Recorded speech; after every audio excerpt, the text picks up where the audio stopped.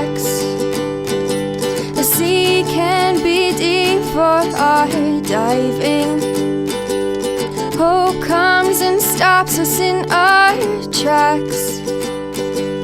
Bravely we prove in our striving, trudging together each day. Where there's a will, there's a way. Hello, everyone, and welcome to Trudging Together, a Trudging Together podcast. This is Raw Recovery with Dion Miller. Today on our line, we are doing another one by phone today. But I'd like to introduce a person I just recently met through a former guest, Amy, who was on a few weeks ago. But I'd like to go ahead and introduce Brett. Brett, welcome to the show.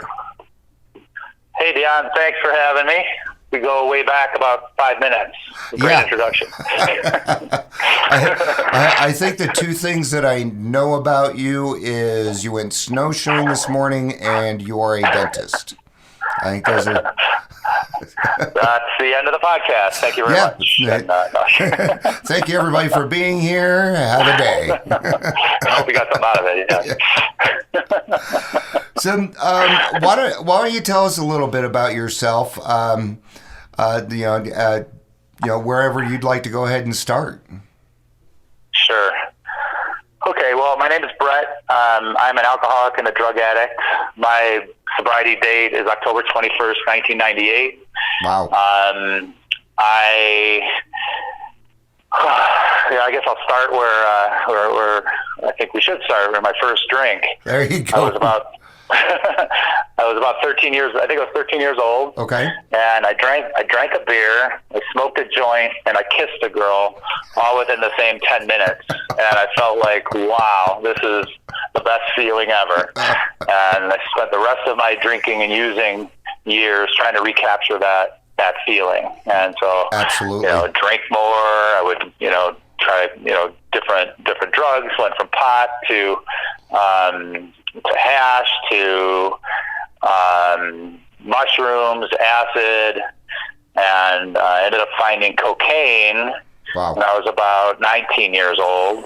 And cocaine was the drug that gave me that euphoric recall the best, and I instantly knew I loved it. Yes. And I also tried it with some friends, and I told them, don't let me do this again because it's going to be a problem for me. I could just tell. And within a few weeks, we were buying large quantities of cocaine from a contact we had in Chicago. Okay. I was at the University of Iowa at the time in college, and we'd make trips back to Chicago to buy lots of drugs. Yep. And with the intention of selling them, so it'd make it cheaper for us, but it didn't work out so well. I was going to say, probably gone by the time you got home. Right. Yes, it didn't last very long. But my friend and I went in. We had this foolproof method to make sure that the drugs were safe, and he had a lockbox that I kept in my room. He had the combination on the lockbox. Okay. And within 5 minutes of him leaving the room and leaving the lockbox in my room with me, I went after that lock. Yeah. And started using different combinations, and I had it picked up pretty quick. Yeah. And drugs started to become missing quickly. Mm-hmm. And I was like, I don't know where they went. That's crazy. You must have came in the room and took them and not remembered. And but that's how I used. I always wanted more, and eventually the cocaine became a problem where I would binge, and I would do large quantities at a time, be up for nights, 2-3 nights at a time, and it and I remember in college at Iowa, I went to the student health because I had a problem, and I told them, I've been doing way too much cocaine and drinking too much, and I don't seem like I can stop. And I remember the doctor said to me, she's like, well, it's really bad for you, so you really should stop. And I'm like, well, okay, thank you very much. And then they, sent me away. And I tried, but I didn't want to. I didn't want to stop. I wanted to, but I didn't want to. But so I kept going, and so I had an engineering degree from the University of Iowa, and that got me a ticket to go to dental school in Chicago. Okay. And when I started my training for dental school, I decided I wasn't going to do cocaine anymore because I'm about to become a professional. I'm going to become a doctor, and doctors don't do cocaine, and I don't want to have a problem. So I stopped, and I didn't use for about 3 years. Okay. And it found me again. But all along I was drinking, and I was drinking a lot. Mm-hmm. But it was socially normal for the group I was in to be drinking a lot. And but I wasn't going to do any cocaine. Well, there you go. You're justified. You're not using cocaine, so good. Right. I didn't have a problem drinking. It's the cocaine. I had a problem with cocaine. So about my third year of dental school, it found me again. And I went right back to where I was binging and hiding it. It was a perfect drug for me because I could hide it. There was no smell. There was no, after effects. I had a lot of colds, quote unquote, and sinus problems, but it was never really suffered any consequences. And my girlfriend, now wife at the time, was, always wondering, why are you sick all the time? And I was like, I don't know. Must be allergies. But, I would binge, and then I would, not use for many weeks or months, sometimes even years. And I felt like I could control it. Then I did very well in dental school, and I got into one of the prestigious residencies in the country. And again, I said to myself, I'm not going to screw this up. I've got this great opportunity to be in a top program to learn from the best dentists in the world, and so there's no room for cocaine in this future. And so I stopped. And about 9 months into the residency, it found me again, and I went right back to the binging. But I did very well in the residency, so well they asked me to stay for another year as the chief resident, and I also did a cancer fellowship in that year. And but my wife, we got married before dental school ended, so my wife ended up moving to Michigan to pursue a postgraduate degree at University of Michigan, and I stayed in Chicago to pursue my postgraduate degree, and we decided to split up professionally, and then we'd see each other on the weekends. Sure. And what I looked at that as was a ticket to use without any, anyone, any repercussions. I started missing a lot of work. You didn't have to hide it. You didn't. Unfortunately, sometimes giving alcoholics or drug addicts the freedom to do what they want can be extremely dangerous. Yeah, and I took full advantage of that, and I ended up missing a bunch of work. Ended up quitting my residency because I had to get out of Chicago. I was going to die. I was doing so much drugs, and I moved to Michigan, and I got a job as a dentist, and I figured since I was in Michigan, I was going to be safe because I knew nobody that did cocaine there. I knew nobody there really, except my wife and her circle of friends, and they all drank a lot, so I felt comfortable drinking. Sure. But I made excuses to go back to Chicago to buy more drugs, basically, and so I drive back to Chicago, call my dealer, pick up large quantities because I was making a ton of money. And so I buy a lot because I'd come back to Michigan and not know when I'm coming back to Chicago, so I'd want to have it around. And my problem now is if I had it in my possession, I had to do it until it was gone. I couldn't moderate. I couldn't tighter it. It was, however much I bought, I was going to do it and binge on it until it was gone. And so I would disappear. And it was pretty scary. But again, suffering no consequences. I was able to get away with it. I convinced my boss one day to let me bring my staff from Michigan to Chicago for a dental continuing education conference. And I drove everybody, and I dropped the three ladies off at the hotel. And I called my dealer and picked up my regular and just kind of disappeared for 3 or 4 days. And so here I am Now, I grew up in Chicago, so my family and friends are all there. I left, 3 ladies who knew nothing about Chicago, stranded with nothing, wondering where I am. No one knew where I was. Yeah. My dad was in my old neighborhood looking in dumpsters for me. My sister-in-law gave John Doe descriptions to emergency rooms. This person with this description comes, it's my brother-in-law, please call us, blah, blah, blah. And in the meantime, I'm in a hotel, doing cocaine and other shit that I shouldn't be doing, And so when I was done with my binge, which usually happens, I start figuring out my story of where I was, what happened, and so I, out of nowhere, one of my best friends calls me in this hotel. And I was like, "How did you find me?" He's like, "Well, I tracked your credit cards. You've been gone for 3 days, and and so the police have been called. There was a missing persons report for you. Don't do anything. Don't go anywhere. I'm going to come and get you." Yeah. So he came and picked me up, brought me to his house, and he told me to go sleep it off. "Oh, by the way, I got to tell your dad, I promised him that I would call him when I knew you were okay, and he's going to come here, but just go in the back and sleep it off, and you'll be okay." And something came over me at that point that I said, I don't want to hide this anymore. I need help. Mm-hmm. And so he's like, "No, shut up, Brett. You'll be fine. Go sleep it off. We'll get through this. No big deal." Okay. And I'm like, "No, I really need to come clean." And so I came clean. I came clean with my dad, my mom, my family, my friends, my wife. And I said I needed help. This was 11 years of cocaine use, and it was time for me to be done. I'm a dentist. I need to, get my life together, and I can't do it on my own.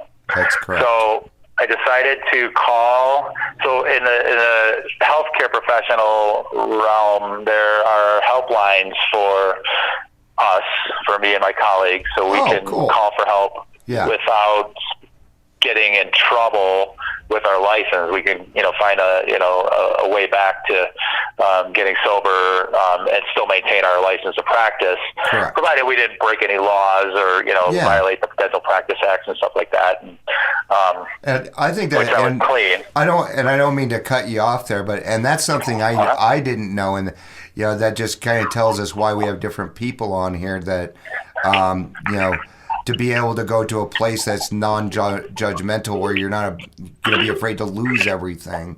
I think that's fantastic. I just wanted to reiterate on that. So go ahead. I'm sorry. Yeah. It's an important point. So for safety sensitive workers, doctors, nurses, dentists, pharmacists, pilots, people that could do great harm under the influence. Yeah. It's important that the regulating bodies, make sure that we are safe to practice, so the public is safe. Correct.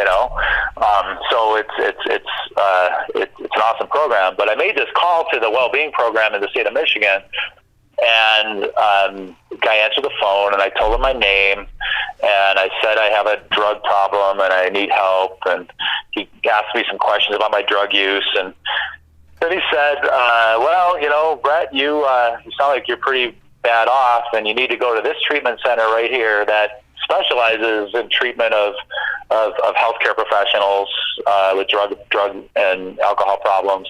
And you have to do it by Monday, or I'm calling the board and turning you in. Yep. I was like, I'm sorry, wrong number. And I hung up the phone. Yeah. And this was 1997, and there was not really, caller ID. Cell phones were just starting. Sure. So I was safe. He didn't really know me, but he knew me.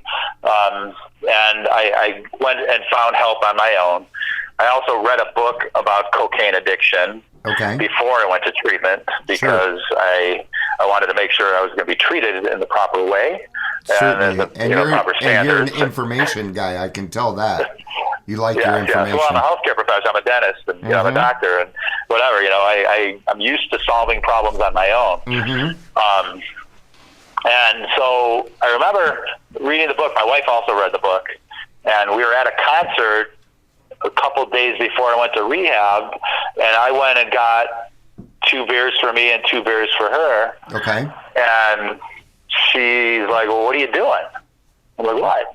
you can't drink beer. I'm like, yeah, I can. I don't have a drinking problem. I got a cocaine problem. She's like, well, it's in the book. You can't drink. I'm like, no, it's not. I must have missed that part. Yeah. And I drank my 2 beers and one of hers. So I drank 3. She drank 1. But I kept it together. Yeah. And but then we got home and she showed me that part of the book, and I was like, oh no. How am I going to not drink? I have to be able to drink. I don't have a drinking problem. This is bullshit. I'm not. So we really went in with the wrong attitude because I went to treatment 2 days later, and I went to an outpatient program that had a healthcare professional track. So it was a decent program. It introduced me to AA, and I remember vividly my very first meeting. It was a Friday night of my first week of rehab, and it was a perfect first step meeting where there were some old timers that took 3 or 4 of us that were there for our first meeting to another room and told us about AA and what it's about and what we should do, what we shouldn't do. Told us basically listen, try and identify with the stories that are shared. Don't be afraid of the God thing. The whole time I'm rolling my eyes like, what the fuck has my life turned into? I can't believe I'm here. I'm not sticking around. In my mind, there was no way. In the meantime, my wife, my brother, and his wife came to the meeting with me. Okay. And they went to Al-Anon upstairs. Uh-oh. And so, I don't know what I'm getting into, and they don't know what they're getting into. It's all new. So at the end of the hour, the Al-Anoners come down, and and everybody circles up and holds hands, and then we say the Lord's Prayer. Okay. And so my brother is next to me, and we hold hands, and it was very awkward. We've never held hands before, and I don't think we've ever held hands since. And everyone is holding hands and saying the Lord's Prayer, and we're Jewish, and we don't know the Lord's Prayer, and we're looking at each other like, what the fuck have we gotten into? And my brother afterwards whispers to me, he's like, if this is your solution, you're screwed. and I agreed. Yeah. 100% agreed. Sure you so, did. But anyway, I did what I had to do in rehab, and I listened to the people that were exiting rehab, what they were saying, and I started mimicking their, what they were saying. I started saying what they would say, and so I started, rising to the top of the rehab class. Yeah. Fake it till you make it. I do. What's that? Fake it till you make it. That's right. Yep. But I knew, I could just, get through it and not, attract very little attention. And I knew once I was out of rehab, I could check that box and people would think I'm okay. And I know I'm okay because I always overcame obstacles on my own, and, but, I had to go to AA meetings, and I found, some AA meetings. And, after that first one, I said, this is not the solution I wanted. Yeah. And I knew there was a meeting specifically for healthcare professionals a few days later. And that's where they're going to show me the real way to get sober and not have to rely on this God thing, because we're science-based and we're smart and, and we're not the normal drug addicts or alcoholics, and we can overcome this. That's right. So I call them up and they tell me where the meeting is, and I think it was Labor Day weekend, and I said, my name's Brett, and I was given your name from this rehab, and I'm new to recovery, and I know you guys have this meeting Sunday, but it's a holiday weekend, and I'm pretty sure you're not going to have it because it's a holiday weekend. He's like, well, did you drink on holiday weekends? I'm like, yeah. He's like, oh, we have meetings on holiday weekends. I'll see you Sunday. Yep. I'm like, okay. And anyway, that guy... anyway, go to the meeting, and they're reading out of that stupid blue book and talking about flimsy reeds and powerful hands of God, and I was like, this is not the solution I want. Yeah. And there was one guy in the room who was around my age who kind of befriended me, and he was a nurse. And we ended up becoming pretty good friends. And the guy that I called that told me that there was a meeting, he ended up anointing himself my temporary sponsor. Yeah. And he's been my temporary sponsor for a long time. That's right. But anyway, I got out of rehab, and I went to this aftercare group specifically for healthcare professionals. And part of the aftercare group is you have to go to 2 or 3 AA meetings a week and have a sponsor. Mm-hmm. And so, and we met twice a week, and then 2 or 3 meetings a week, and then meeting with the sponsor. I mean, that's 6 days a week. Yeah. I can't do This is too much. Too much. Too much. So I back off on the AA meetings. Okay. And we're supposed to have the sign-in sheet, and I had to write 3 meetings, and my name, and I have a sponsor, check that box. It goes around the circle, and for many weeks I do 3 meetings, and then I start writing 2 meetings, and I start writing 1 meeting, but I'm not going to any meetings really. I put 0 down. And for a couple of weeks, I put 0 down, and no one says anything. I was like, cool, I'm cured. I'm training for triathlons, and I'm good. I remember seeing my sponsor. I'm not meeting with my sponsor either. I remember seeing him at a record store, and he's like, hey, Brett, I haven't seen you in a while. You okay? I'm like, yep, I'm good. And he's like, if you're truly an alcoholic or an addict, you'll go back to your drug of choice without some kind of constant work towards quelling that urge.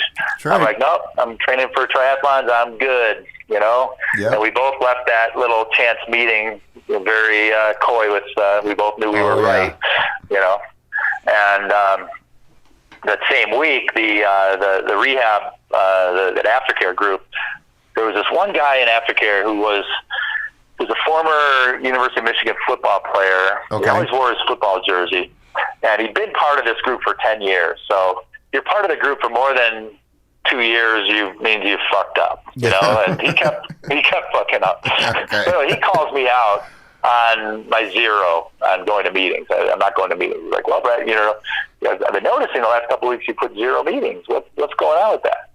And I looked at him like, dick, goddamn. I say, well, I'm training for triathlon. I don't really feel I'm getting anything out of the meetings. I don't need them.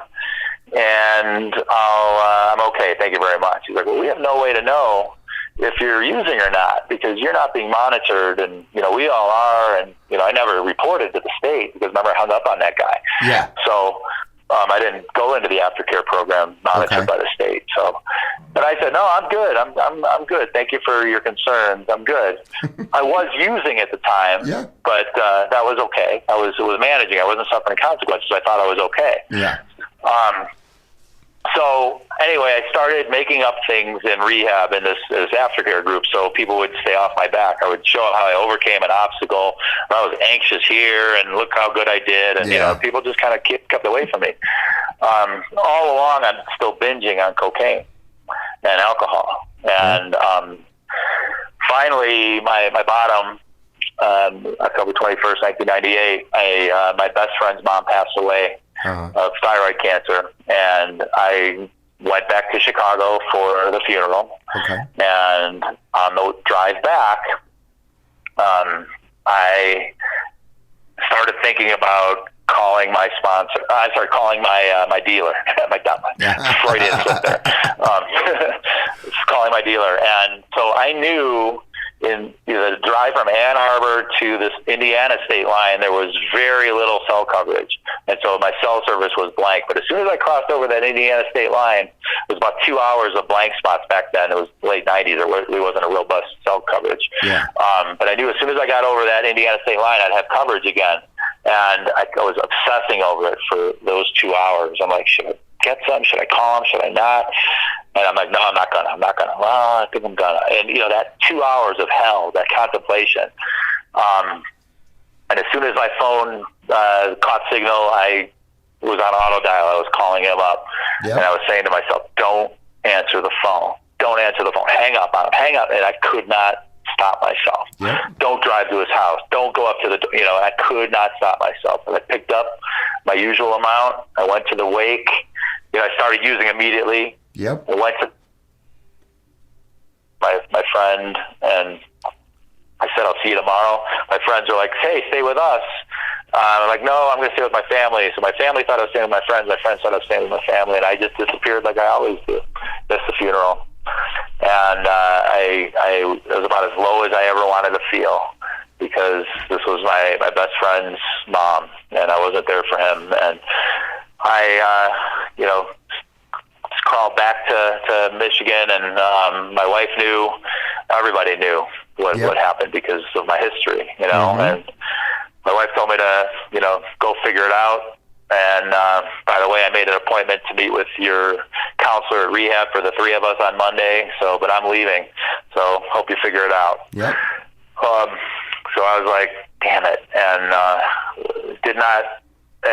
felt about as bad as I could ever feel. And I thought that I could go to AA. I hadn't really tried it, and they were really nice to me. And they read every meeting that I went to in Michigan. They read the beginning of chapter 5. Rarely have we seen a person fail who's followed our path. I'm like, well, they're claiming that they've got a great success rate. My rehab claims 3 to 6% success rate. Maybe I should just go back into AA and see if it'll work for me. Yep. And so I go to they have a meeting in Michigan called Saturday Night at St. Joe's. Okay. And it's a big speaker meeting. Sure. And I thought that I would go in late, listen to the speaker, sit in the back, leave early so no one would talk to me, and get out of there, And, yeah. So I was there in the parking lot, and I backed into a spot, and I could watch the front door. And I was kind of waiting for everyone to go in, and there were like 10 people outside after the meeting started, and they weren't going in. They were smoking and having fun, and I didn't want to have to face them, Yeah. So I talked myself out of going to the meeting. I go back home, and I start reading the big book, and I'm so like fidgety and crispy. I can't sit still. I can't read, focus enough to read anything that's important or that's going to take anything. So I just put it down. I start flipping through the channels. Again, back then, cable had like 28 channels maybe. Yeah. So I started flipping through them, constantly flipping through them. And I stopped on a channel that I'd never watched before, American Movie Classics. And they were introducing a movie. I never knew this, but they have narrators that introduce the movie, and this movie was called The Days of Wine and Roses. Okay. And it's a journey about the depths of a couple suffering into alcoholism and death and relationships and recovery, and starring Lee Remick, Jack Lemmon, and Jack Klugman.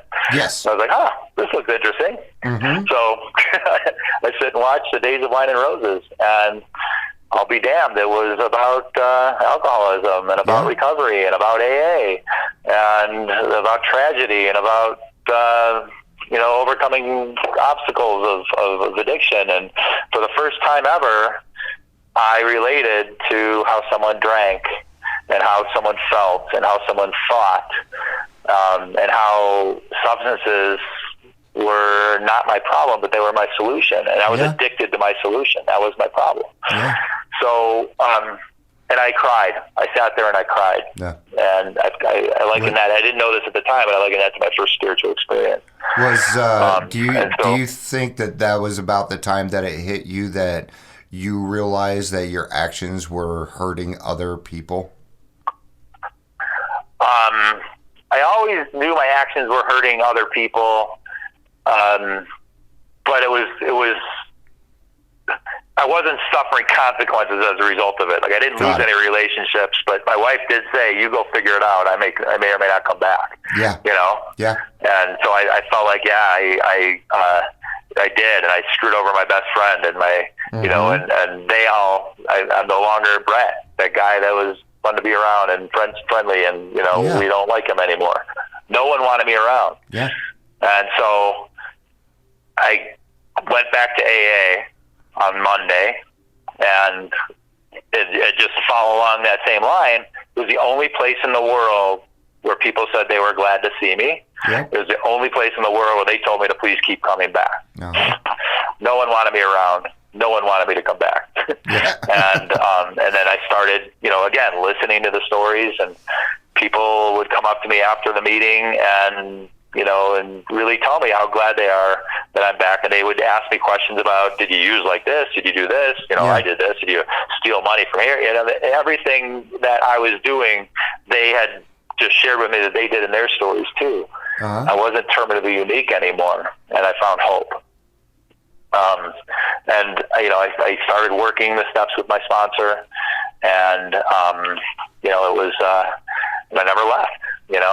I had spiritual experiences all over the place, but I remember reading the book with my sponsor, and when it came to the third step, we would I was contempting before investigating about this God thing. I said, this is where I have a big trouble. I don't believe there's a God. I don't believe there's a God that's going to help me. I don't believe this is going to be the solution, and he's like, well, it turns out he's a physician as well. Yeah. And I didn't know this at the time when he asked me to be a sponsor. He asked me to sponsor me. And he's like, well, do you believe in gravity? I'm like, well, yeah. He's like, but there's a scientific formula that explains gravity. He's like, sure, there is. But let's say you didn't believe in gravity, if you got up on top of this building and said, I don't believe in gravity, does that mean you're not going to fall? I'm like, well, no.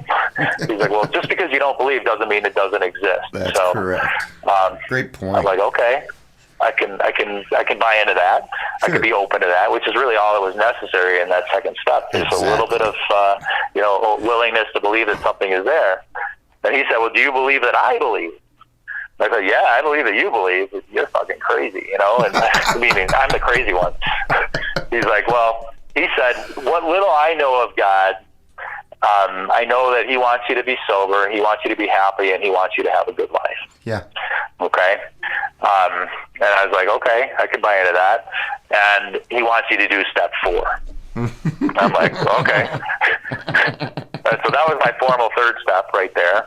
Yeah. And he got me the 4th step instructions and did the inventory. And, and when I shared it with him in my 5th step, I felt this huge weight lift off me. And I felt, after the 5th step and 6 and 7, right before that, you have that 1 hour meditation that the book talks about. And, to see how, your foundation is, see how, is there anything that you're lacking in the step work up till now? Did we miss anything? In that 1 hour meditation, I had just technicolor flashbacks of people in my life that cared about me, that still care about me despite what I've done in my mind, and I felt the presence of a higher power working in my life for the first time. And it was so powerful. I remember crying, and I come out of that, then it says take the book off the shelf, so I did that, and I read the 6th and 7th step and did the 7th step prayer.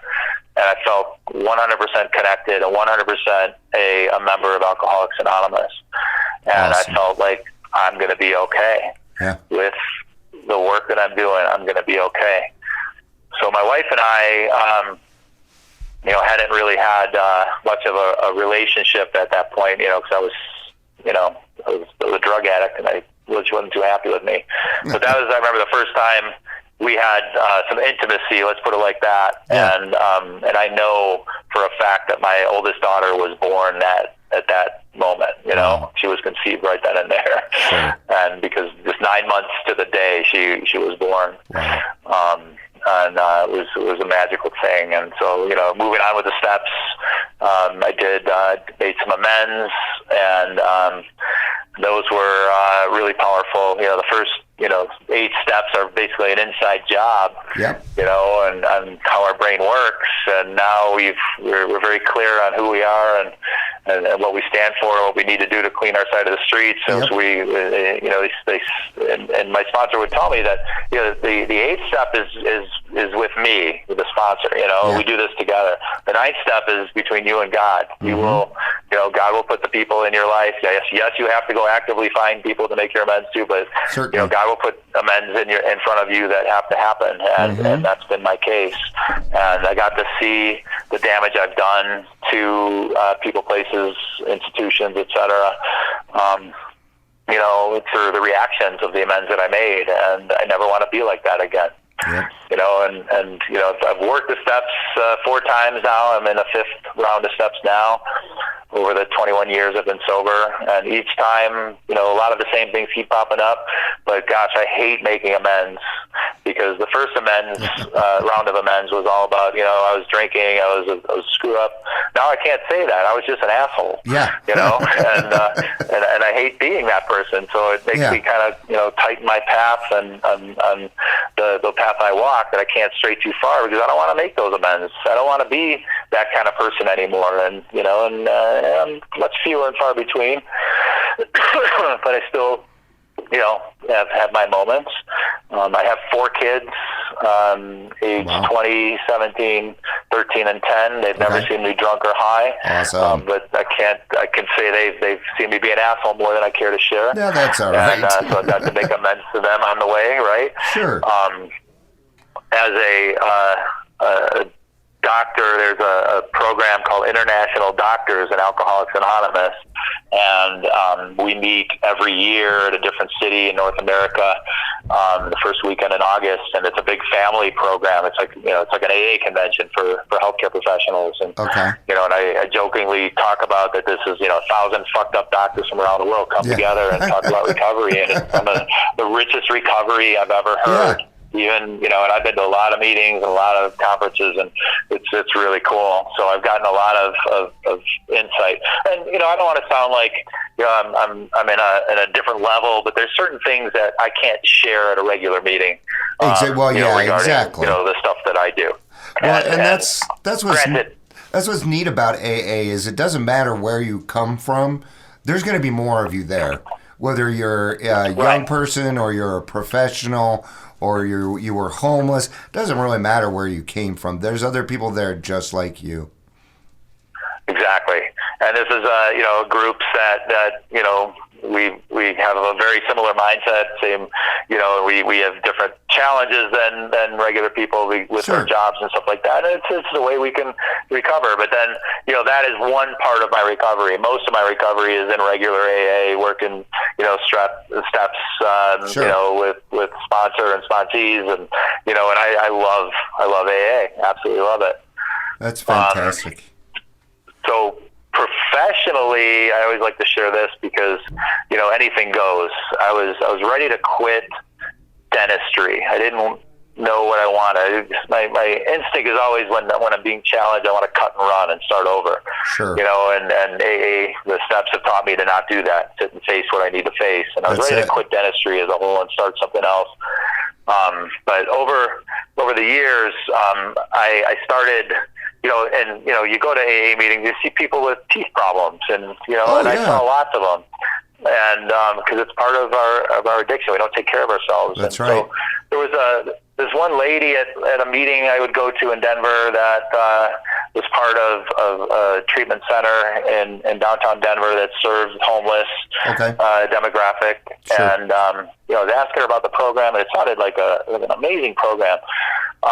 And so I asked her who the head of the program is, and I made an appointment to meet with him and said, hey, I'm a dentist and I have a practice here, and I'd like to help your residents by doing dentistry for them and getting them, back to smiling again and getting them out of pain and stuff.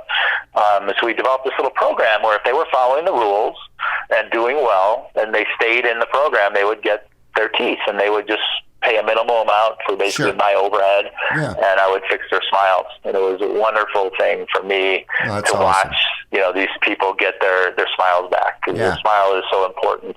We're so self-conscious coming in or in early recovery anyway, and there's so much shame that we have, and then, without a smile, it just exacerbates it. So I was able to, really help a lot of people get their smiles back. Some other treatment centers got wind of what I was doing and started to, call me up and ask me if I could do it for their treatment center too. And I was like, I can't. I wish I could, but I can't because I need to, have my business as well. To only give what I can give. But I called the Dental Association and asked them if they knew of anybody that was doing this kind of work that would help out. Like, no, but it sounds like a really great thing you're doing. So let's write a little article about you and we'll put it in our little journal. Yeah.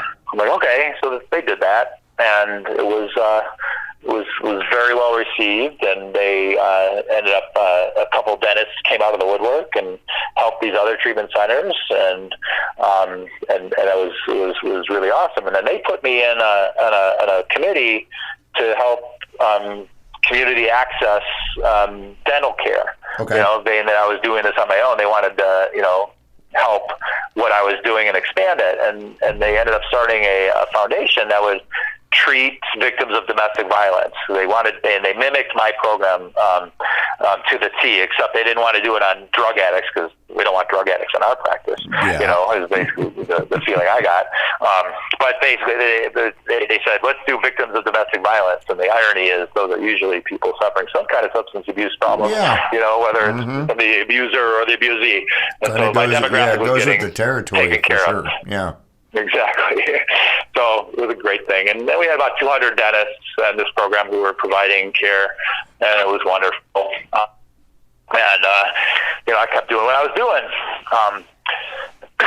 Excuse me. Methamphetamine started to hit the mainstream in the mid-2000s, and it became a national media story where the jails, especially in the Southeast, Tennessee, Kentucky, everyone in jail were in jail because of meth problems. Whether they were get busted with labs or stealing to make their meth, or prostitution, all sorts of things. They were in jail because of meth, and they had no teeth or all sorts of teeth problems, and so the dental budgets for these jails were being used up in the first quarter of the year. And there was no more dental treatment. It became a national story, and it trickled west, and they called the media ended up calling the dental association and asked if they knew of anyone who knew about this meth mouth thing. And so, of course, they called me, and they asked if I knew anything about it. I laughed. They said, yeah, I have been treating it for years. And, well, would you like to go on TV and talk about it? I'm like, no, absolutely not. It was I have a private practice, and I have, try and do, a lot of aesthetic and reconstructive things, and, it's like a very boutique type practice. Sure. And I didn't want to be known as meth mouth guy. I want, it was not good for business. But after a little bit of contemplation and talking it over with some trusted friends and my sponsor, we decided it was probably a good idea to do this, because we can put a positive face on recovery, and we can put a positive spin on dentistry, because those two things are never portrayed that way in the media. So I talked to the reporter before the interview, and I said, I would only do this if you focus on my patients, it's not on me. Yeah. And she agreed. And so I called two of my patients and asked them if they would like to share their story on TV, on a TV news interview. And they're like, they couldn't wait to talk about it. Sure. And it became a really beautiful story. And I have to say, one of the guys relapsed about 5 years ago, and he never made it back. Oh, man. And he passed away 3 weeks ago. And he was a good friend over the years. And this is, goes almost 15 years I've known him. And he helped a lot of people when he was in the rooms. But he got out and he never could make it back. It's really, so much easier to stay here than it is to come back. It is. I had my fair share coming back, and it's a lot harder to come back a second, third time. In fact, I'm only here for the grace of God. So. Yeah, me too. But anyway, the news story went. The news story went really well, and then 4 other news stations in Colorado wanted to do a similar story, and so we did 4 more different versions of that. One of the news stories went viral on Headline News, went national. Okay. And then the American Dental Association picked up on that. And wow. And so it was, my every 19 minutes after the hour, there's my news story on Headline News every hour over the weekend, and it was like, this is crazy. Yeah. So the ADA ended up calling me and asked me if I would like to come to Washington, D.C. to testify before Congress on a bill that they were trying to push through that would fund access to more treatment for meth addicts, dental treatment for meth addicts. And I could not believe that I was being asked to do this. And the profession that I was ready to quit, now they're asking me to come. And I went down to Washington, D.C., and I got to tell, an open forum of Congress about addiction and recovery and how dentistry can help these, this number. a blessing. And we didn't get the bill passed because, nothing really ever happens in Washington. Yeah. But I came back to Colorado, and I was thrust into the leadership track in the state of Colorado, and I was president of the Colorado Dental Association. Wow. 2014 to 2015, where I was the voice of dentistry and advocating for best practices in the communities we serve in our state. And I was part of the team that created a dental benefit in the Medicaid space. So before there was no Medicaid money funds for dentists. And I thank you for that, because I got my teeth back because of Medicaid. Well, that's great. Thank 300,000 people now had access to it, and I was really proud of that. And I love hearing that it's being used, and I see the numbers, and it's just awesome. That is. And now I'm on the board of directors of the American Dental Association, and so I'm the voice of one of 17 trustees that try and set policies for the face of dentists. We represent 168,000 dentists, and for best practices, and I used to smoke crack for a living. It just blows me away that anything can happen, anything's possible in recovery. That's absolutely it. And you took an idea, opened your mouth, and look what it becomes. I don't believe it. You need a bunch of people to make a difference. I think one person can make a difference. Now, it takes a tribe for us to do it all, but one person can get it started and make a difference. So, and that's, so, thank you. I didn't know we had a celebrity on today, but, Brett, I really appreciate you being on today and taking your time with us and telling your story. And a lot of interesting things in there. I think, it's like every story that I hear, there's one little part that usually happens. Sometimes it's big, sometimes it's little, but it's usually the same. It's that feeling when we change our mind and we suddenly become open-minded or willing to try something else rather than the road that we're on. And that one little thought can make an entire difference. It can change your entire life. So I call that the mythical step zero. Yeah. It's like the state of my existence in my own personal hell acceptable to me, or am I sick of being this way? And the people in AA, they've got a solution. Am I bad enough where I need that solution? Yes. And that the big book says, we stood at the turning point, and I have a visualization of me being at a crossroads. Yeah. Looking left, looking right. I'm at this turning point, and am I going towards a drink, or am I going towards God? And we asked for His protection and care with complete abandon. And so I was dipping my toes in for those 14 months after rehab, before I finally got sober, and I considered myself a tourist in AA. Yeah. And when I finally decided that the state of my existence was so bad, I can't do this anymore, and I had no more angles on what I thought was best for me in my recovery. And you guys seem to be happy, and you seem to be living a good life, and you seem to be sober, and those are two things I couldn't figure out on my own. So it was very attractive to me. Yep. And so that's why I love the shares. I love listening to podcasts like this. I'm honored that I get to share my story, and hopefully someone can resonate with some part of it. But I love hearing stories, because there's always something in there that hooks me in and wants me to come back. And, in the back of the big book, there's those 50 or so stories that are there to help hook people in, to help identify that, hey, you're not terminally unique. Yeah, you're not alone. We've all been there. Yeah. And we can help. That is it. We are unique, but we are not terminally unique. That is for sure. And we do not need to be alone anymore. And that's what this podcast is all about. Is maybe there's one little thing that we say, and if it helps one person make that decision, then great. Then we've done our job. So Everybody, I would like to thank everybody for listening in today. If you'd like to share your story, please feel free to reach out to me. In the meantime, I appreciate everybody being on. Again, let's keep in mind, honesty, open-minded, and willingness. This is the how of the program. So if you're asking how, there's your answer. I want everybody to have a great day. Thank you for listening. I love you all, and have a day.